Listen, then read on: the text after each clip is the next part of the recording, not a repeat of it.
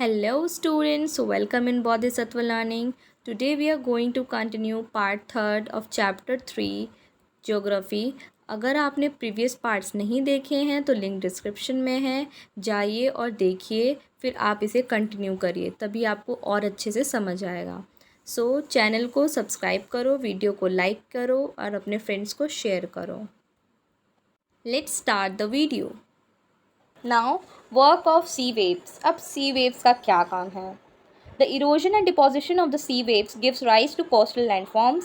C waves continuously strike at the rocks. तो ये है इरोजन और डिपोजिशन सी वेव्स का होता है, तो एक कोस्टल लैंडफॉर्म होती है. इरोजन मतलब अरे भाई एक जगह से ढोआ मिट्टी को और एक जगह जाके उसको डिपॉजिट कर दिया, ठीक है, तो इसे इरोजन कहते हैं. ये सब काम की वजह से क्या होता है, बहुत सारे कोस्टल लैंडफॉर्म्स क्रिएट हो जाते हैं. Sea waves continuously strike at the rocks. और कॉन्टिन्यूसली सी वेव्स क्या होती हैं, रॉक से, चट्टानों से स्ट्राइक होती हैं, ठीक है. और उसमें क्या होता है, जो चट्टानें होती हैं उसमें अब क्रैक्स आ जाएंगे जब उससे लड़ेगी सी वेव्स, ठीक है ना, वेव्स आएंगी तो उसमें दरार वगैरह पड़ेगी, थोड़ी हीट के बेसिस पे भी पड़ेगी, लाइक हीट पड़ रही है वो भी हेल्प करेगी कि उसको क्रैक करने में, ठीक है. Over time they become larger and wider. और टाइम के साथ साथ वो क्या हो जाते हैं, बहुत बड़े हो जाते हैं, वही सब होल्स और क्रैक्स, ठीक है. Thus hollow like caves are formed on the rocks. तो क्या होता है, गुफाओं टाइप का चीज़, गुफाएं नहीं कह सकते आप, मतलब होल्स हो जाते हैं, क्रैक्स हो जाते हैं, ठीक है.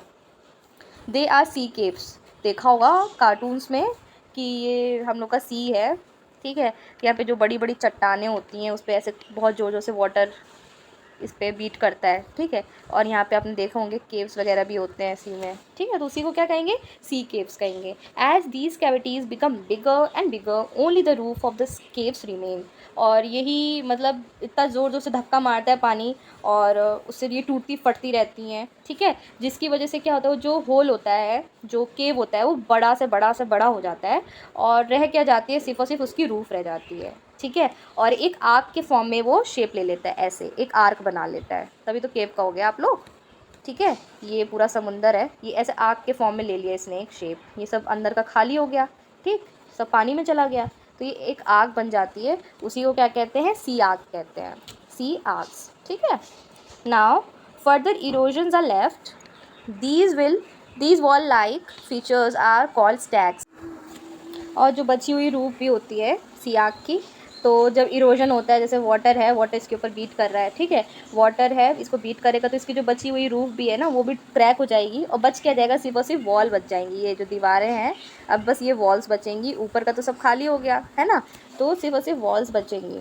तो उसी वॉल को क्या कहते हैं, जो वॉल लाइक फीचर होता है, स्टैग कहते हैं, ठीक. अच्छे से एक्सप्लेन कर देती हूँ, उसमें मैंने ड्राइंग अच्छी नहीं की थी. दिस इज़ कर्व, इसको सी आर्क कह रहे हैं, ठीक है. हॉलो हो गया पूरा, अंदर से पूरा ब्लैंक है.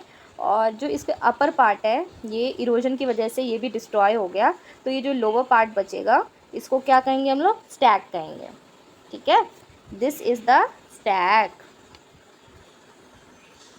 ठीक. Now, next is the steep rocky coast raising almost vertically above the sea water is called sea cliff. अब देखिए, जो रॉकी मतलब कुछ रॉक्स वगैरह हमेशा रेजिंग फॉर्म में होती हैं, उसको क्या कहते हैं, सी क्लिफ्स. जैसे कि ये आपका समुद्र है, ठीक है, सी है, यहाँ पे कुछ अप डाउन्स होते हैं रॉक्स में, चट्टानें वगैरह आपको देखने को मिलती हैं, उसको क्या कहते हैं, सी क्लिफ्स कहते हैं. तो ये कुछ टर्मिनोलॉजीज़ हैं जो आपको ध्यान में रखना है, ठीक. Now the sea waves deposit the sediments along the shores forming beaches. और जो सी के जो सेडिमेंट्स होते हैं, इरोजन करती है, ठीक है, कहीं ना कहीं से पत्थर कंकड़ ये सब सैंड वगैरह जो आती हैं, ठीक है, बीच पे गए होगे आप लोग को तो पता होगा, ठीक है. ये सी है, ये ऐसे लहर आती है तो यहाँ पे जो डिपॉजिट्स हो जाती हैं इसको क्या कहते हैं, बीच कहते हैं, ठीक है. तो वो बहुत प्लेन डिपॉजिट्स होती हैं, उसमें फाइन सॉइल होती है, उसी को सेडिमेंट कह सकते हैं. वो सेडिमेंट का बहुत अच्छा एग्जाम्पल है. Now work of ice. अब आइस का क्या काम है, glaciers are rivers of ice which to erode the landscape by bulldozing soil and stones to expose the solid rock below. Glaciers एक मतलब कहते हैं ना, वाटर की बहुत बड़ी बड़ी शीट्स होती हैं, मतलब आइस की शीट होती हैं, बहुत ज़्यादा हार्ड होती हैं. ये एक रिवर ही है एक तरीके की. इसमें क्या होता है, कभी कभार लाइक मतलब कि किसी चीज़ से लैंडस्केप हो जाता है, लैंडस्केप जनरली अर्थक्वेक से होता है, और भी बहुत सारी चीज़ें हैं. तो इसमें इरोजन होता है किसका इरोजन होता है, जो इरोजन होता है बर्फ़ का, ठीक है। तो बर्फ़ लाइक टूटती फटती रहती हैं, जिसकी वजह से वो मेल्ट हो जाती है कई कई केस में, ठीक है। और तो और वो लोग भी डिपॉजिट्स करती हैं, ठीक है। तो ग्लेशियर्स क्या करती हैं, आइस की, जिसमें बहुत ज़्यादा आइस होते हैं। हमने ग्लेशियर सुना होगा, कहाँ पे है ग्लेशियर्स, अर्थ पे मेजर ग्लेशियर्स कहाँ फॉर्म होती हैं, नॉर्थ पोल और साउथ पोल में मिलती हैं, एंटार्क्टिक और आर्कटिक, ओके। तो it was a general knowledge. तो देखिए जैसे कि हम लोग की सॉइल इरोजन कर, सॉइल कह रहे हैं, वाटर जो है रिवर इरोजन करती है सॉइल का, वैसे ही ग्लेशियर्स क्या करती है, वो भी इरोजन करती है, उसमें भी लैंडस्केप्स होते हैं, ठीक है। Stones to expose the solid rock below, उसमें भी एक्सपोजर होता है स्टोन्स का, ठीक है। वो भी टूटती फटती रहती हैं और वो भी क्या करती है, सेडिमेंट्स का वर्क करती हैं। Glaciers carve out deep Hallows, और जब लाइक बहुत बड़े बड़े गोल गोल, ठीक है, कहते हैं ना कि ग्रुप हो बर्फ़ का, देखिए ये दिस इज़ ग्लेशियर। तो इसमें भी जो डीप में होता है वो क्या होता है, वो भी मेल्ट होना शुरू कर जाता है, ठीक है। मेल्ट होने की वजह से यहाँ पे वही पूरा पानी भर गया, बाहर पूरी आइस है, तो ऐसी कंडीशंस आ जाती हैं, ठीक।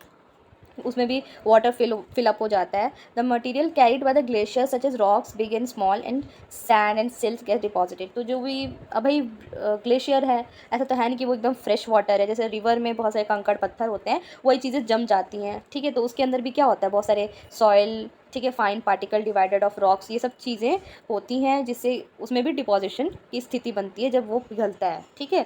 These deposits form glacier moraines, और इन्हीं डिपॉजिट्स को क्या कहते हैं, ग्लेशियल मोरेन्स, ठीक है। क्या कहते हैं, जब बर्फ़ मतलब बर्फ़ वाला जो मोटी मोटी शीट्स हैं, वो लोग डिपॉजिशन का वर्क करती हैं, जब वो मेल्ट होती हैं, जब वो सॉइल और स्टोन्स जब डिपॉजिट होते हैं, तो उसे क्या कहते हैं, glacial moraines. Hope you it is clear. Okay, now work of wind. तो विंड का क्या काम है, विंड कैसे इरोजन करती है, कैसे डिपॉजिशन करती है, अब हम लोग वो देखेंगे एक सबसे बेस्ट एग्जांपल से, दैट इज़ डेजर्ट। डेजर्ट कहाँ पे है इंडिया में, कमेंट करिए। डेजर्ट है हमारे राजस्थान में, ठीक है। तो डेजर्ट और सैंड ड्यून्स के बारे में आपने क्लास 6 में पढ़ा ही होगा, 4th में भी पढ़ा होगा। तो डेजर्टिफिकेशन क्या होता है, डेजर्ट क्या होता है, तो डेजर्ट में क्या होता है, जब विंड आती है तो लोअर सेक्शन से सैंड को उठा के, लेट मी ड्रॉ, ठीक है, ये पूरा सैंड ड्यून्स है, जब विंड आती है तो लोअर सेक्शन से सैंड को उठा के अपर सेक्शन में डिपॉजिट कर देती है, जिसकी वजह से जो लोअर सेक्शन होता है वो नैरो के फॉर्म में आ जाता है, देखिए नैरो बेस हो जाती है, और जो अपर का जो टॉप होता है वो सैंड ड्यून्स कहलाता है, जो कि थोड़ा चौड़ा बनता जाता है, ठीक है। इसकी ब्रेड्थ बढ़ती जाती है और नीचे वाला क्या हो जाता है, नैरो फॉर्म में हो जाता है, दिस इज़ नैरो, ठीक। तो ये वर्क होता है विंड का। विंड क्या करती है, यहाँ पे भी आती है, सैंड को उड़ा के अपर सेक्शन में लेके चली जाती है और डिपॉजिट होने लगता है, ठीक है। When the wind blows it lifts and transport sand from one place to another, जब हवा बहती है तो एक प्लेस से दूसरी प्लेस पे सैंड क्या हो जाती है, ट्रांसफ़र हो जाती है। When it stops blowing the sand falls and get deposited in low hill, और जैसी हवा बंद हुई, स्टॉप हो गई ब्लो करना, तो जो सैंड होती है वो डिपॉजिट हो जाएगी लो हिल्स में, ठीक है। Like structures these are called as sand dunes, उसी को लाइक सैंड ड्यून्स बहुत बड़े हिल्स नहीं होते हैं, ये छोटे छोटे टिले होते हैं, ठीक है, टिले होते हैं, तो इसमें सारे डिपॉजिट हो जाते हैं। When the grains of sand are very fine and light, the wind can carry it over very long distances. आपने देखा होगा मेनली कार्टून्स में और पिक्चर्स में भी, कितने बड़े डेजर्ट्स होते हैं, एक जगह से दूसरी जगह तक कैसे हवा उड़ती है, पूरा मतलब बहुत वाइड एरिया में वो फैला होता है, ठीक है। तो ये जो सैंड होती है, ये चिपकी वाली सैंड नहीं होती है, एकदम कहते हैं ना एकदम मॉइस्चर तो है ही नहीं इसके अंदर, तो ये एकदम ड्राई सैंड होती है, जिसकी वजह से बहुत लाइट वेट की हो जाती है, और तो और ये एक जगह से दूसरी जगह बहुत ईजिली ट्रांसपोर्ट हो जाती है एयर के द्वारा, ठीक है। When such sand is deposited in large areas are called loess, ठीक है। तब जब दूसरी एकदम दूर दूर एरिया में वो जाके डिपॉजिट हो रही है तो उसे लॉयस कहेंगे, ठीक है। सैंड ड्यून्स, इसमें क्या टर्म्स थे, एक तो मशरूम रॉक्स का क्या मतलब होता है, मतलब इरोजन की वजह से जो डिपॉजिशन होता है उसे मशरूम रॉक कहते हैं। सैंड ड्यून्स क्या होते हैं, sand dunes are the low hills, ठीक है, ख़त्म, that is low hills. Now loess क्या होते हैं, एक जगह से जब दूसरे लार्ज एरिया में ले जाके हम विंड सैंड को डिपॉजिट कर रही है तो वो लॉस कहते हैं, लॉस फॉर्म करती है। Large deposits of loss is found in China, mainly जो लार्ज डिपॉजिट्स हैं, लार्ज डिपॉजिट्स मतलब जो दूर दराज डिपॉजिट करती है जो विंड, उसको हम लोग लॉयस कहते हैं, और मेनली कहाँ मिलता है, चाइना में फाउंड होता है, ठीक है। तो हम लोग का जो चैप्टर है ये भी फिनिश हो चुका है। आप कमेंट करिए अगर आपको क्वेश्चन आंसर्स चाहिए तो। Hope you have understood. we will be continuing the next chapter of geography. So stay tuned with this and stay healthy. Like, share and subscribe to this channel and share to your friends.